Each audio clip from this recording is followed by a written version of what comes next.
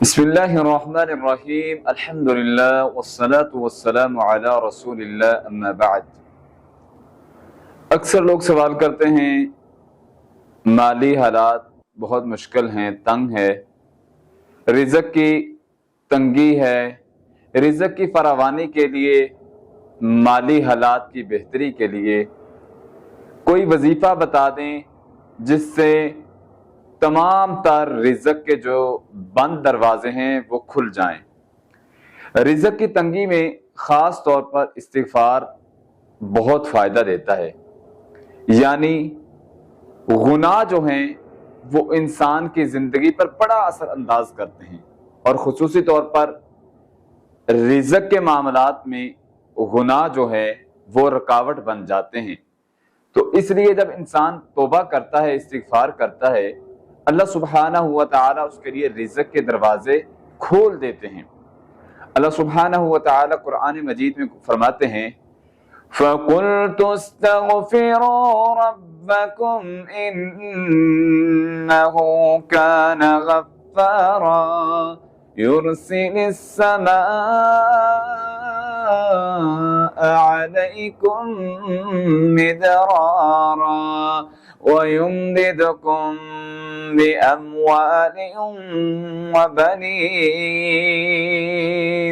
وَيَجْعَلْ لَكُمْ جَنَّاتٍ وَيَجْعَلْ لَكُمْ أَنْهَارًا۔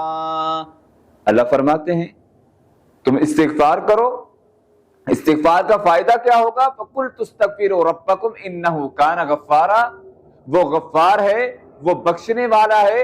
غلطی سرزد ہو گئی ہے، گناہ ہو گئے ہیں تو اللہ سے معافی طلب کرو۔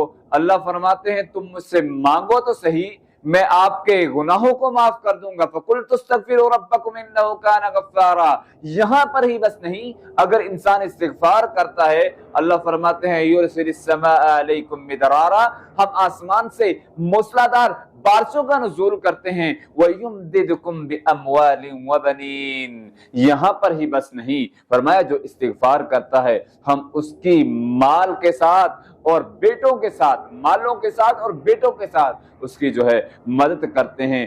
جو لوگ استغفار کرتے ہیں اللہ سبحانہ و تعالیٰ کے مقرب بندے ہوتے ہیں، جو استغفار کرتے ہیں ان کے لیے رزق کے دروازے جو بند تھے وہ کھول دیے جاتے ہیں، رزق کی تنگیاں ختم ہو جاتی ہیں، مشکلات سے نجات ملتی ہے جو استغفار کرتا ہے۔ اسی طرح حضرت زید رضی اللہ تعالیٰ عنہ فرماتے ہیں نبی کریم صلی اللہ علیہ وسلم نے ایک آدمی کو سنا، وہ پڑھ رہا تھا، یہ کلمہ پڑھ رہا تھا استغفر اللہ الذی لا الہ الا هو الحی القیوم واتوب الیہ، وہ یہ کلمہ بار بار پڑھ رہا تھا تو آپ صلی اللہ علیہ وسلم نے فرمایا اس کو بخش دیا گیا۔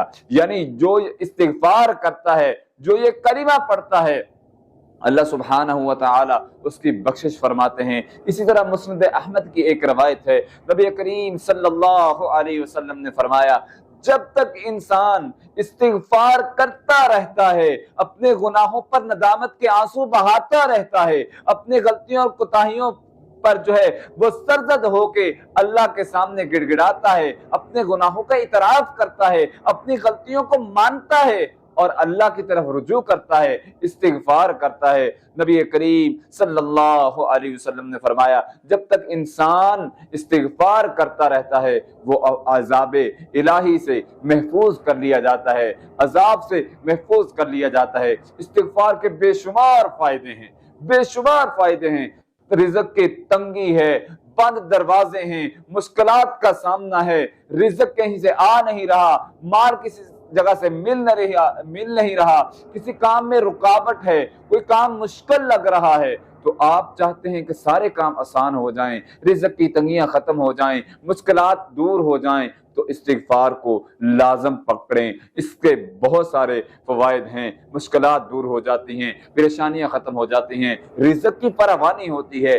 یہ وعدے رحمان کے ہیں، یہ وعدے الہ رب العالمین کے ہیں۔ جو استغفار کرتا ہے اللہ سبحانہ و تعالی اس کی مدد کرتے ہیں، تو رزق کی جب بندش ہو، رزق کی تنگی ہو تو کثرت سے استغفار کریں، رزق کی تنگی جو ہے وہ ختم ہو جائے گی، اللہ اپنی برکتوں اور رحمتوں کا نزول فرمائیں گے۔ اقول قولی ھذا استغفر اللہ من کل ذنب واتوب الیہ۔